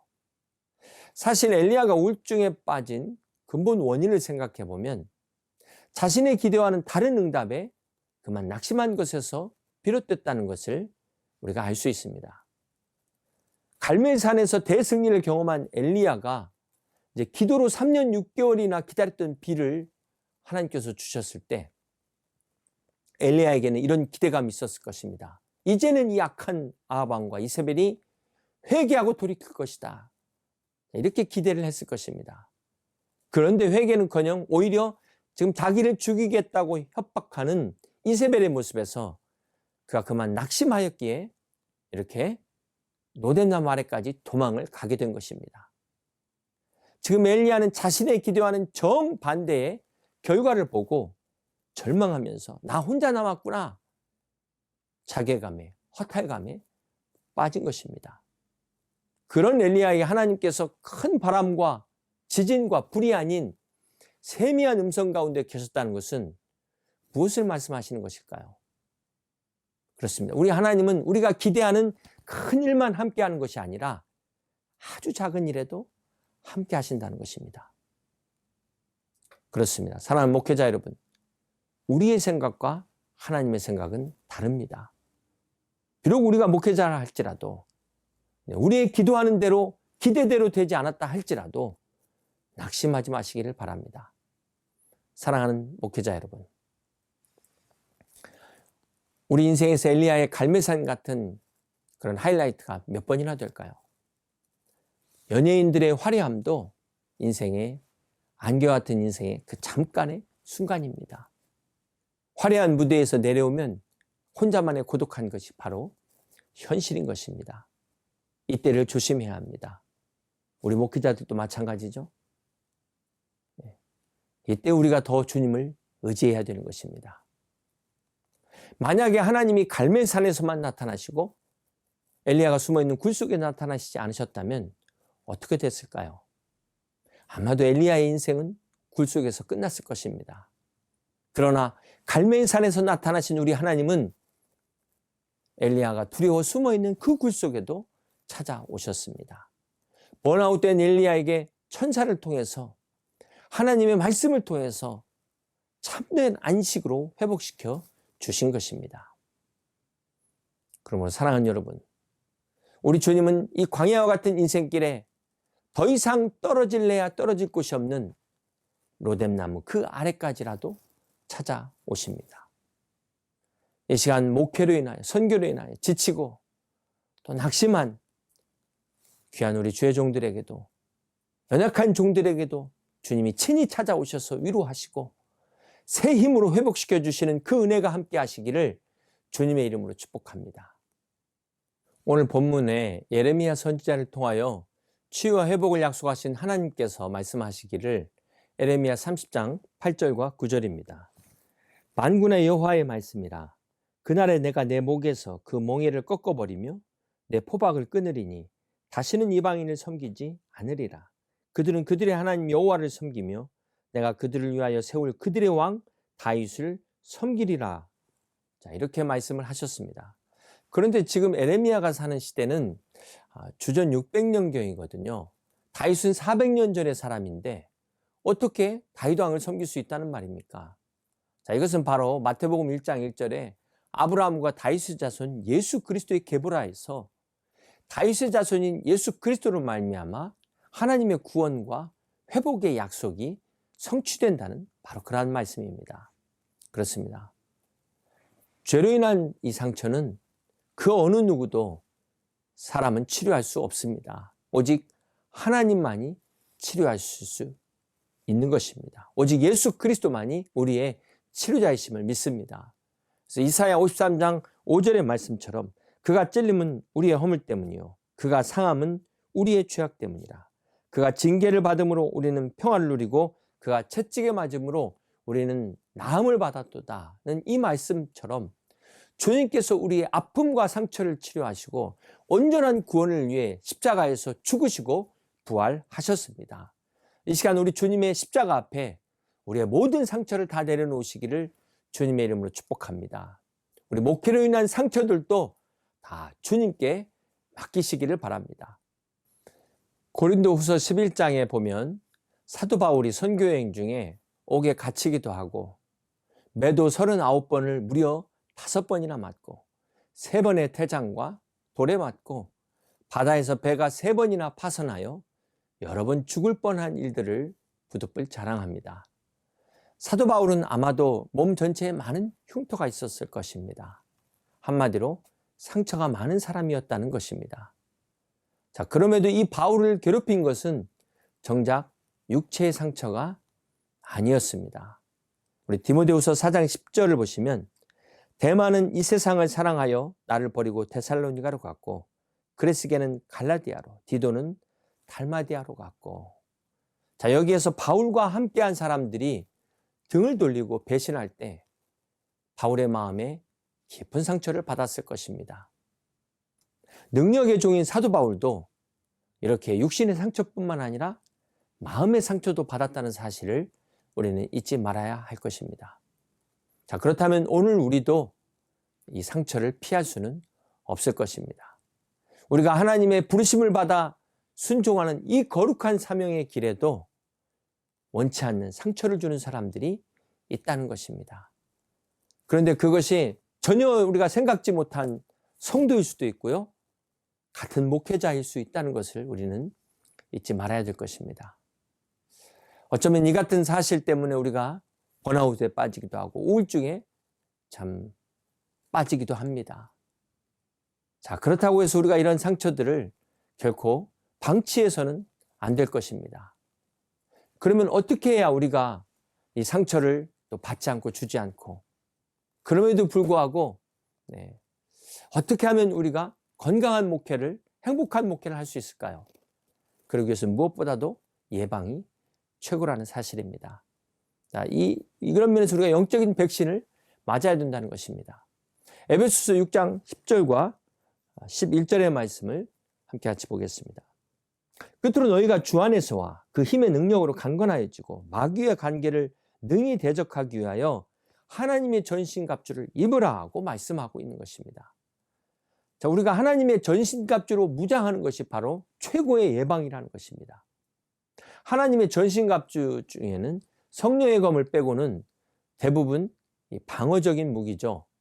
그렇습니다. 근데 그 중에 이 구원의 투구는 생각을 보호하라는 것입니다. 마귀가 주는 생각이 아니라 하나님의 생각, 즉 믿음의 생각으로 무장하라는 것입니다. 그리고 그 다음에 의의 호심경은 이 가슴을 보호하는 갑옷이죠. 마귀의 공격으로부터 우리의 마음을 보호하라는 것입니다. 또한 이 믿음의 방패는 이 마귀가 막 불화살로 멀리서 공격을 해도 막을 수 있는 것이 방패입니다. 그런데 생각해 보세요. 이 방패가 만약에 작은 거면 있으나마나 하잖아요. 그러므로 옛날 그 로마 군인들의 방패처럼 머리부터 발끝까지 보호할 수 있는 큰 방패, 믿음의 방패를 가져야 된다는 것입니다. 에베소서 6장 11절을 다시 봅니다. 마귀의 관계를 능히 대적하기 위하여 하나님의 전신갑주를 입으라. 자, 마귀의 관계가 바로 이 상처를 통해서 우리를 무너뜨린다는 것입니다. 그러므로 우리가 이것을 방어할 무기가 없으면 어떻게 되겠습니까? 우리 창세기 4장 23절을 볼까요? 라멕이 아내들에게 이르되 아다와 실라여 내 목소리를 들으라. 라멕이 아내들이여 내 말을 들으라. 나의 상처로 말미암아 내가 사람을 죽였고 나의 상처로 말미암아 소년을 죽였도다. 자, 여기 보시면 이렇게 악한 영이 상처를 타고 침투해서 상처를 통해서 결국은 살인까지 하게 된다는 그런 말씀입니다. 여러분, 이 자살과 타살은 사실은 동의 아닙니까? 남을 죽이느냐 나를 죽이느냐의 차이라는 것입니다. 이처럼 상처는 자신을 가치 없는 존재로 내가 내 자신을 죽이는 거예요. 더 이상 살 가치가 없는 존재로 우리를 이 마귀가 충동해 가지고 스스로 생명을 끊게 만드는 것이 바로 악한 마귀의 관계라는 것입니다. 이 상처가 바로 또 마귀의 집과도 같아요. 그 상처받은 사람은 계속 마귀를 불러들이는 것과 같습니다. 그러지 않아도 상처받은 것도 억울한데 이 상처를 치유하지는 못할 망정 내가 내 자신에게 스스로 상처를 준다는 것 참 얼마나 참 억울한 일입니까? 있어서는 안 될 일인데요. 이렇게 마귀는 상처를 통해서 우리를 공격하고 이 상처가 마귀를 불러들이는 길이라는 것을 잊어서는 안 된다는 것입니다. 그러므로 이 상처를 방치하면은 인생의 주객이 바뀝니다. 상처가 우리 인생의 주인이 돼서 모든 자유함을 빼앗아 간다는 것입니다. 우리가 아무리 목회자라고 해도, 아무리 선교사라 할지라도 여전히 이 열등감 문제나 이 상처를 해결하지 못하면 하나님과 관계에 문제가 생길 수도 있고요. 가장 가까운 우리 가족, 우리가 돌봐줘야 될 사람들에게 오히려 상처를 줄 수 있다는 사실입니다. 자, 그렇기 때문에 먼저 반드시 우리의 상처를, 내 자신의 상처를 치유해야 되는 것입니다. 극복해야 되는 것입니다. 그러기 위해서는 어떻게 해야 될까요? 먼저 상처에 대한 인식을 바꿔야 된다는 것이죠. 자, 꼭 우리가 상처라는 게 꼭 나쁜 것만은 아닌 것이, 상처가 없다면 어떨까? 보석 중에도 진주와 같은 보석, 그것은 정말 진주족의 상처를 통해서 만들어진 아름다운 보석 아니겠습니까? 또 암이 무서운 이유는 병에 대한 이 고통이 전혀 없다가 고통을 느끼면 너무 늦었다는 것 때문에 이 암이 무서운 것 아닙니까? 만약에 암이 어떤 것이든 초기부터 고통을 느낄 수 있다면 그건 결코 무서운 병이 아닐 것입니다. 얼마든지 치유할 수 있기 때문에 그렇습니다. 자, 그러면 우리가 고통과 상처를 느낀다는 것은 결코 나쁜 게 아니라는 것입니다. 오히려 상처의 아픔을 느낄 수 있는 자체가 더 큰 병을 막는 축복이 될 수 있음을 우리는 기억해야 합니다. 그러므로 상처를 받으면은, 내가 상처받았어, 아파, 막 이것만 생각하지 마시고 우리는 교훈을 깨달아야 합니다. 그리고 또 우리가 사람에게 상처를 받을 때마다, 사람은 믿음의 대상이 아니구나. 그렇지. 사랑의 대상이지. 예수님도 배신당하셨는데요. 그러므로 우리가 도울림 없는 방백들 의지하지 마시고 살아계신 하나님만을 의지할 때 모든 상처가 전화위복이 될 수 있다는 사실입니다. 그리고 돌이켜보면은 상처 없는 인생이 없었던 것처럼, 상처가 없었다면 오늘의 내 모습이 있었을까? 우리 성도들도 마찬가지입니다. 상처 많은 꽃잎이 더 향기로운 것처럼 상처 많은 영혼이 더 깊고 그윽한 그리스도의 향기를 내뿜게 됨을 우리는 잊지 말아야 될 것입니다. 그러므로 우리 목회자들도 우리가 하나님의 귀한 사명을 감당할 때 상처를 받을 수 있습니다. 그러나 그럼에도 불구하고 이 상처를 치유받은 목회자는 성도의 아픔을 더 이해하고 나아가 그 성도의 상처를 치유할 수 있는 목회자가 된다는 사실을 우리는 기억해야 할 것입니다. 미국의 정신의학자인 밀톤 H. 밀러가 이런 말을 했죠. 자기를 진정으로 이해해주고 사랑하는 단 한 사람만 있어도 절대로 삶을 포기하지 않는다. 이런 말을 했습니다. 오늘 우리가 바로 이런 단 한 사람이 될 수 있기를 소망합니다. 이렇게 검색 중에 제가 인터넷에서 본 글인데요. 좋은 글이 있어서 한번 소개해 드리려고 합니다. 당신 옆에 이런 사람이 있습니까? 삶이 너무나 고달파 모든 것을 포기하려 해도 딱 한 사람, 나를 의지하는 그 사람의 삶이 무너질 것 같아 일어나 내일을 향해 바로 섭니다. 아프고 슬픈 일이 너무 많아 눈물만 흘리면서 살아갈 것 같지만 딱 한 사람, 나를 향해 웃고 있는 그 사람의 해맑은 웃음이 떠올라 흐르는 눈물을 닦고 혼자 조용히 웃어봅니다. 사람들의 멸시와 조롱 때문에 이제는 아무 일도 할 수 없을 것 같지만 딱 한 사람, 나를 인정해주고 격려해주는 그 사람의 목소리가 귓가에 맴돌아 다시 용기를 내어 일을 시작합니다. 세상을 향한 불평의 소리들이 높아 나도 같이 불평하면서 살고 싶지만 딱 한 사람, 늘 감사하면서 살아가는 그 사람의 평화가 그리워 모든 불평을 잠재우고 다시 감사의 인생을 건넵니다. 사랑하는 목회자 여러분, 오늘 우리에게 이런 사람이 필요하지 않습니까?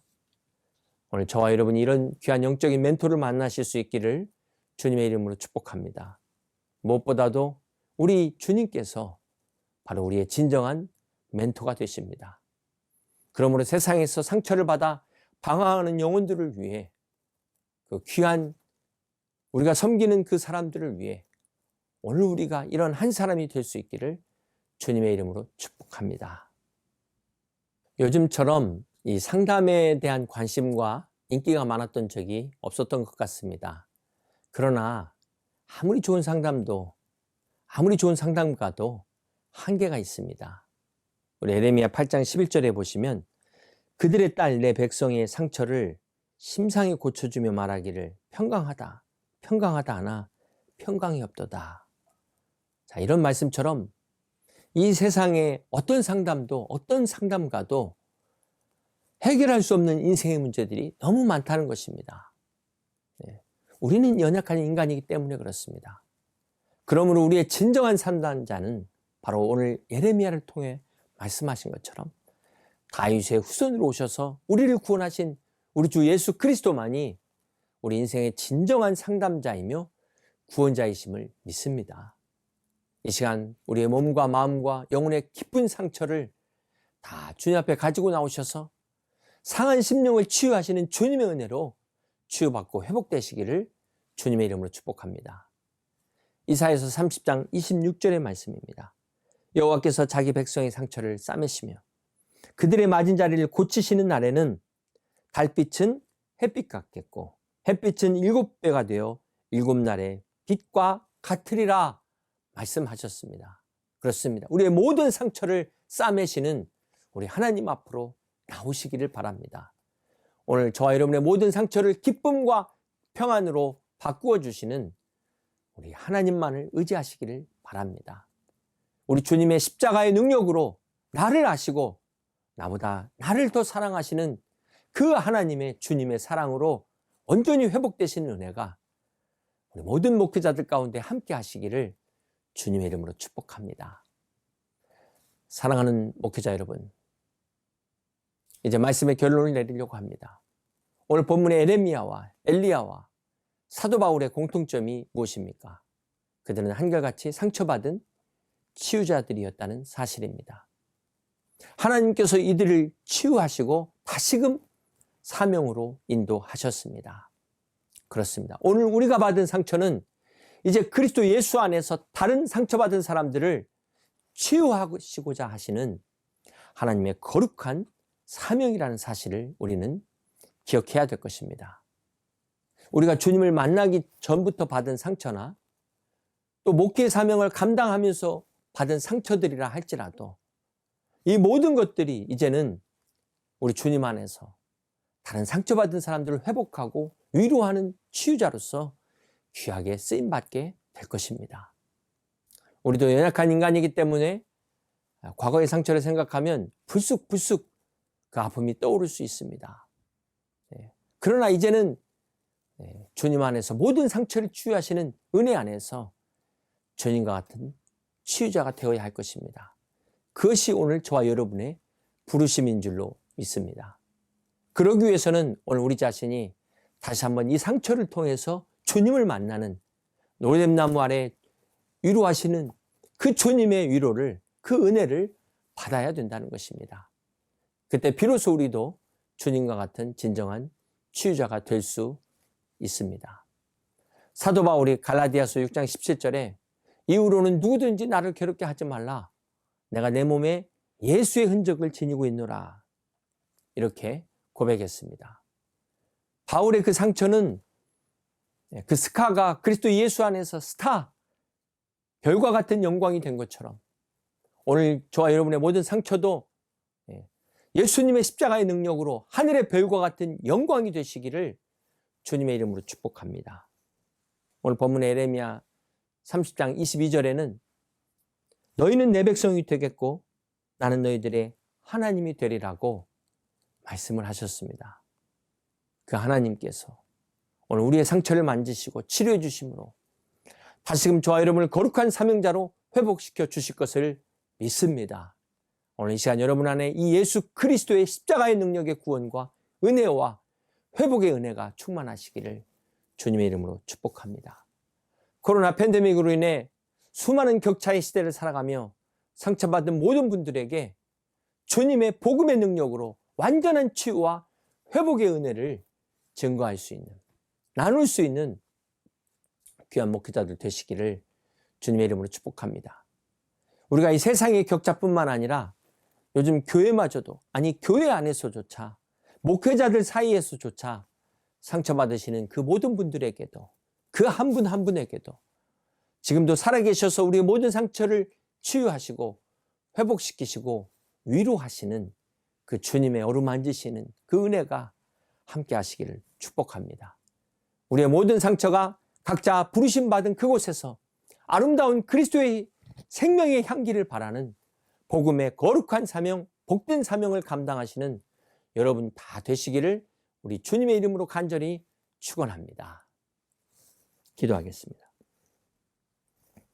살아계셔서 영원한 우리의 하나님이 되시는 주님, 오늘도 이 은혜 안에 우리를 지켜주심을, 인도하심을 감사드립니다. 이 시간 우리 횃불의 회원 목회자들과 해외에 계신 모든 선교사님들, 사역자들을 축복해 주시옵소서. 누구보다도 우리를 아시며 우리의 상처를 아시며 우리의 모든 문제를 아시는 주님께서 친히 치료해 주시고 이 시간 새 힘 주셔서 다시금 엘리야의 그 노렘나무와 같이 일어나게 하여 주시옵시고 거룩한 사명을 위하여 달려갈 수 있는 귀한 목회자들 되게 하여 주시옵소서. 오늘 주님이 사랑하시는 귀한 종 한 사람 한 사람마다 하나님의 전신갑주로 주께서 입혀 주시옵시고 주님 앞에 다시 설 때까지 주님과 함께 성령의 능력으로 치유하는 그러한 성령의 치유자가 될 수 있도록, 주님과 같은 치유자가 될 수 있도록 영육간의 강건함을 허락하여 주시옵소서. 오늘도 이 귀한 사역을 위해서 헌신하시는 모든 분들 가운데도 함께하여 주시옵고 감사드리며 우리 구주 예수 그리스도의 이름으로 기도하옵나이다. 아멘. 강의에 감사드립니다. 냉랭한 시대 속에 지역을 품고 섬기는 교회의 모습은 따뜻한 예수님의 온정을 느끼게 할 것입니다. 한 학기 강의들을 통해 교회와 목회의 도전과 은혜가 넘치시길 소망합니다. 격차의 시대에 정의 있는 교회와 목회를 주제로 10주간 진행되는 횃불에는 매주 월요일 9시 30분에 시작합니다. 금요일까지 유튜브에서 다시 시청하실 수 있고 횃불의 홈페이지에 로그인 하시면 금요일 이후에도 강의를 들으실 수 있습니다. 다음 주에는 세 번째 강의로 프랑스 퐁레르 장로교회를 섬기고 계신 김승천 목사님과 온누리교회 양재 담당으로 섬기시는 이상준 목사님의 강의로 찾아뵙겠습니다. 이 시간 이후에는 조별로 오늘 강의와 자신의 삶에 대해 이야기하고 기도 제목도 나누는 소그룹 모임이 화상으로 진행됩니다. 조별 모임이 궁금하신 분들은 각 지역 횃불의 총무님께 문의하시면 좋겠습니다. 그러면 다음 주에 뵙겠습니다. 감사합니다.